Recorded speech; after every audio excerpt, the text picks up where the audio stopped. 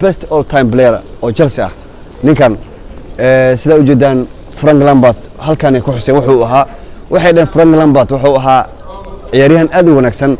oo lagu yaqaan inuu lahaa teamwork iyo sidoo kale damir kooxeed ayuu leeyahay waxaana kooxdan uu kaga soo biiray kooxda West Ham sanadii 2001 ayuu kaga soo biiray isagoo aad u daayar waxaana markii dambe uu noqday kubad abuur halis badan oo adduunyada ka yaabsaday